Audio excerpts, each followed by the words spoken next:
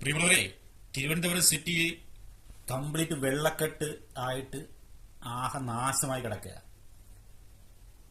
ഓടെ നിന്നുള്ള വേസ്റ്റ് വെള്ളം കയറി കംപ്ലീറ്റ് തിരുവനന്തപുരം വാഹനങ്ങൾക്കൊന്നും യാത്ര ചെയ്യാൻ പറ്റാത്തൊരവസ്ഥയിൽ നല്ല മഴ പെയ്തപ്പോൾ തന്നെ ആ തുടക്കം തന്നെ പാളിയിരിക്കുകയാണ്. കോർപ്പറേഷന്റെ എല്ലാ പദ്ധതികളും പാളി. മാറാത്തത് മാറും എന്ന് പറഞ്ഞത് ഇപ്പം നാറാത്തവൻ നാറി എന്ന അവസ്ഥയിലേക്ക് മാറി. എന്ത് വെള്ളക്കെട്ടാണ്!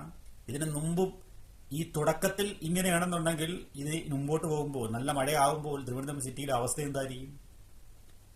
ഓടകളെല്ലാം നിറഞ്ഞൊരുങ്ങി വേസ്റ്റുകളെല്ലാം കടകളിലേക്ക് അടിച്ചു കയറി ആഹ വെള്ളക്കെട്ടുകളാണ്. വാഹനങ്ങൾക്കൊന്നും പോകാൻ പറ്റാത്ത അവസ്ഥയിലാണ് തിരുവനന്തപുരം സിറ്റി ഉള്ളത്. ഒരു റിപ്പോർട്ടർ ചാനൽ, മനോരമയുടെ ഒരു ചാനൽ റിപ്പോർട്ട് ചെയ്യുന്ന ഒരാള് രാജേഷിനെ വിളിച്ച് ചോദിച്ചപ്പോഴത്തേക്ക് ഇതിൽ കൂടുതൽ മാറ്റം എന്താ കൊണ്ടുവരേണ്ടത് എന്നൊക്കെ ചോദിക്കുന്നത്. ഈ 4 മാസം കൊണ്ട് ഞങ്ങൾ വരുത്തേണ്ട ഒരുപാട് മാറ്റങ്ങൾ വരുത്തി, ഇനി വേണമെന്നുണ്ടെങ്കിൽ സംസ്ഥാന സർക്കാർ ചെയ്തുകൊള്ളു. മാറാത്തവൻ മാറി എന്ന് പറഞ്ഞത് ഇനിയിപ്പം നാറാത്തവൻ നാറി എന്ന് മാറ്റേണ്ടി വരും. അങ്ങനത്തെ ഒരു അവസ്ഥയിലത്തേക്ക് തിരുവനന്തപുരം സിറ്റിയുടെ അവസ്ഥ മാറിക്കൊണ്ടിരിക്കുകയാണ്. ഭയങ്കര ദയനീയമാട്ടോ. കംപ്ലീറ്റ് വേസ്റ്റ് റോഡുകളിൽ കയറിയിട്ട് യാത്രക്കാർക്ക് നടക്കാൻ പറ്റാത്ത രീതി, കാൽനട യാത്ര നടന്നു പോകുന്ന ആൾക്കാർക്ക് പോലും നടക്കാൻ പറ്റാത്തൊരു അവസ്ഥയിലാണ് ഇപ്പം തിരുവനന്തപുരം സിറ്റി ഉള്ളത്.